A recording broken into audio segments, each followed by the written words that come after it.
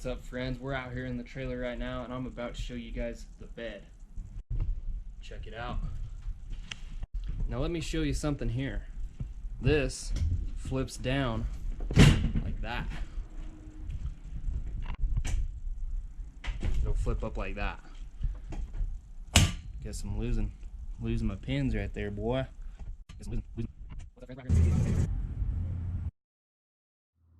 What's up, YouTube adventurers? Welcome to episode number 9. So this video is going to be a little bit more technical than some of the other videos. I'm kind of just showing how I went through the process of figuring out how to build a folding couch slash bed for the back of my trailer. So kind of go through the struggles of that. So in the first time lapse, you've seen me welding in square tubing along the side of my walls. I decided to do that to stiffen up the wall in that one area, just because the bed will be on it, and you know, if you have a bunch of people sitting on there, it'd be better if it's a little more sturdy. So that's what I'm doing there, and that'll also give me a place to mount the brackets. This bed is going to pivot off of the wall in 2 places, so it'll fold from the sitting position to up against the wall so I can pull my razor in, as well as unpin from the back and pivot sideways in my trailer so I can sit and watch TV straight onto the TV up by the bathroom. So yeah, enjoy. Now that we have those 2 pieces, we just need to make the 2 pivots to make this backflip over to this side. So one will probably go like right here, there, and back here. That'll make it rotate. So we just got to get the angle set. Might be kind of a pain, but you have to go up to the other shop to get some metal for that. So let's go.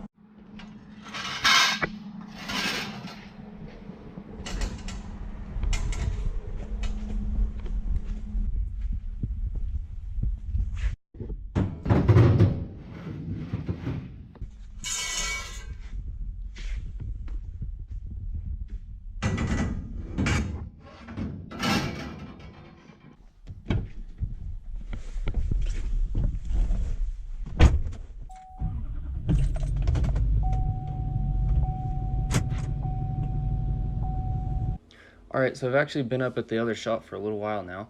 I've been playing around with these pivots on the bed, and I think I about got it figured out. I got some arms mocked up with just aluminum. I kind of have a little bit of an offset right here. I didn't need to go quite that much, I don't think, because I have spacers in there as well. But I'm basically testing to see if the pivot takes me to the right spot and then lays down flat, you know, like to the right spot being how far angled it up is for the back of the seat. So I'm gonna actually go ahead and cut out another set of these and drill the holes and weld on the studs for the small piece, drill the holes for the big piece, and then we're gonna put it together and see if it works. And that way we can see what we need to adjust and then go from there. It's kind of hard to tell what it's gonna do with only one side because you can't fully pivot it. So let's do that.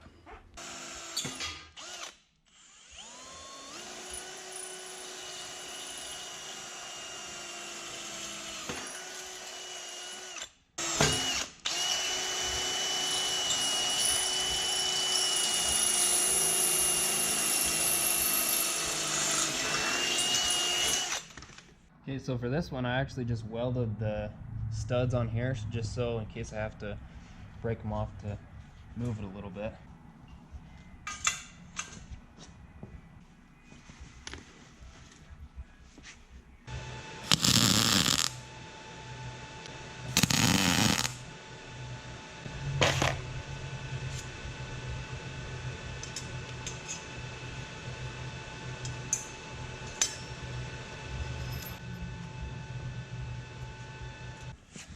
Okay, so this one I just cut this 3/4 inch spacer and then throw a washer on there to make it the right width.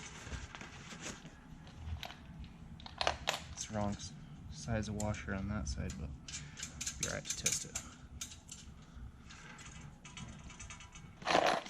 Need more washers. Hang on.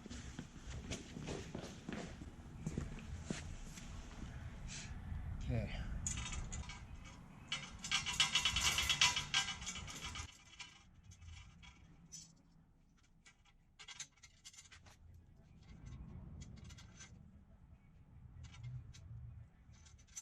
All right, moment of truth. Let's see what happens.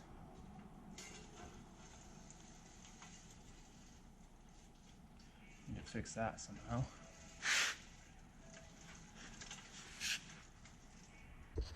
All right, so the problem now is that angle's back just a little bit too far, I think, for the bench. So this piece of pipe right here just represents the foam, where it's going to come to, and this represents the foam here. So yeah, the angle's going to be the same. So what we need to do is make a little, so I'm just going to go in the computer and draw this out a little bit right here, make that a little bit thicker, and that will move my stop point from right there, and I'll move it up. Let's see, it's not bad right there. Let's grab something better. Move that up 3/4 of an inch, and we'll do it 2 inches long. When I cut out another one, I'm going to do this offset, not so big. I just kind of guessed on this, and obviously that's more than plenty. Shop dog. Okay, so this is the one I need to add to right here.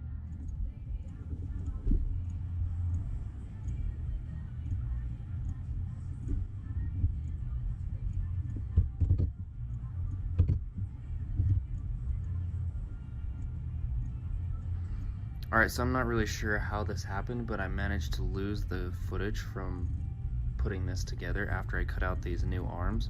So we're going to jump forward to the next footage that I have. Okay, there we go.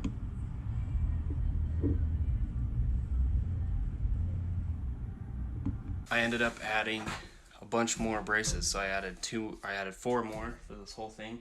2 right here, 2 down there. I think that should be good. Once I put the wood on there, it should be strong enough so it doesn't like have waves in it. I'm working on the legs. So this piece right here that folds down, like the backrest, I think it needs some legs on it, at least one, just so that it's sturdy, because it'll sag down if you just sit on this thing. So I'm gonna build one of those.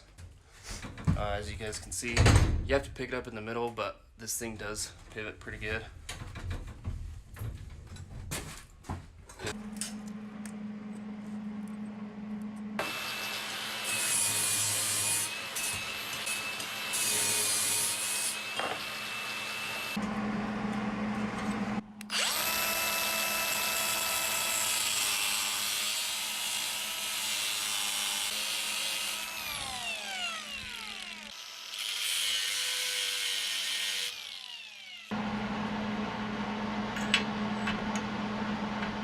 Alright guys, here we are.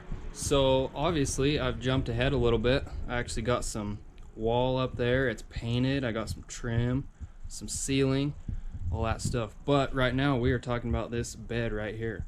So I put this wood on it, painted it, I finished putting these legs on there. I briefly started talking about the legs before we jumped to this point. So kind of explain what I did here. So I ended up putting 3 legs on this part. That one is because when the bed pivots out from the wall like this, it needs one for the back section. So that's why there's a leg down there. And then there's the standard 2 for in bench mode. What I did here is I have a pin and I welded it inside here and then buffed it off so you can't see it. But this actually pivots out. And I just got a piece of, it's like 3/16 plate. Just cut it and then kind of bend it on an angle for my stop. I don't know, it's probably not the cleanest way to do it, but it works. So this actually just will pin right back in there when it's in the upright position. And then like that. This is the part that I haven't finished up yet. I haven't built, I'm just gonna do it onto this wall stud right here before I put the trim on. But there will be a clip probably that holds this up against the wall. Right now, I got this high quality Walmart ratchet strap. Oh, and here's the rest of the trailer. I got her painted, guys. Look at that. It's actually starting to look like some. So, come up here real quick. I did my kitchen. I'm really not too stoked about this. I got these sticker subway tiles and it actually looked really good for quite a while. maybe like a couple weeks, and then it started peeling away, like it shrunk up. So probably just gonna have to touch it up or something right there. But got my door, put a little latch right here. Anyways, so for right now I just have this bolt in here. I'm gonna get an actual pin put in there eventually, but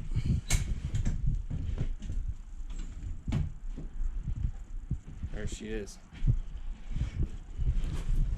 Pretty comfortable. The first original idea was to do a foam mattress topper that I got on Amazon. It was actually 4 inches thick, and this is ended up being 3. So I bought that, and it sucked. Like, so if you guys are ever thinking about making a cushion for some reason, don't try to use a foam mattress topper. It's more economical, but it doesn't work. It's like, it's way too soft, so it just squishes down to nothing, and then you have no padding. And it wouldn't really work. I mean, it would make it wrinkle up kind of bad with this fabric on there. That's what it looks like now that we got that Velcro on there. That way my pad will just stick down right there on the corner. Alright guys, that's where I'm at with the bed. As you can see, I've skipped a little bit, so I'm going to make another video. I'm just going to kind of go over everything I've done up till this point. So I haven't videoed a whole ton of me working on it, just because, you know, I got some painting footage, so you guys will like that.